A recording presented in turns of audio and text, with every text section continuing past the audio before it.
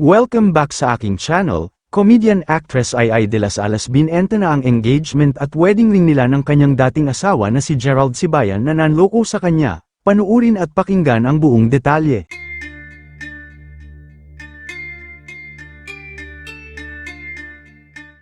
Hanggang ngayon nga ay hindi pa rin makalimutan ni Ai de las Alas ang sakit at mga panloloko sa kanya ng dating asawa na si Gerald Sibayan. Kaya naman para magkaroon na ng closure ang kanilang hiwalayang dalawa, ay nagsadya ito kamakailan sa shop ng negosyante at vlogger na si Boss Toyo.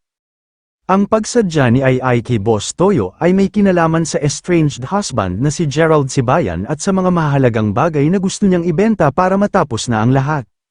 Ayon kay Ai ay desidido na siyang ibenta ang mahalagang bagay sa kanya noon na engagement at wedding ring.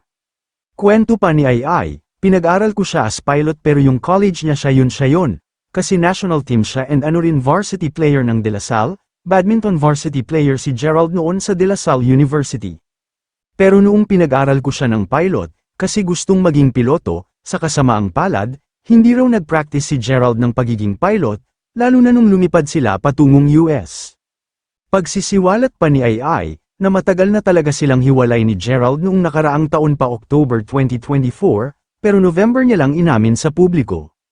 Ipinaliwanag din ni Ai ang sinabi niyang i-convert ang pain into hope kapag nabenta ng mga singsing dahil may tutulungan daw siyang grupo. Sa mga hindi nakakaalam, ang Lifesaver is parang honorary member na tumutulong sa mga cancer patients, samantala inusisa naman si Ai ni Boss Toyo kung sure na siyang ibebenta ang mga singsing, agad naman sumagot si Ai na sure na siya para magkaroon na rin ng closure ang masakit na hiwalayan nila ni Gerald. Inamin naman ni Ai na 10 taon ang naging relasyon nila ni Gerald tapos 7 years na silang kasal, bago sila maghiwalay.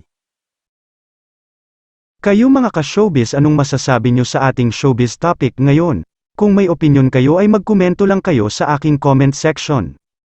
At syempre kung bago pa lang kayo sa aking channel ay mag-subscribe na kayo para lagi kayong updated sa mga showbiz trends na ina-upload ko. Maraming salamat po.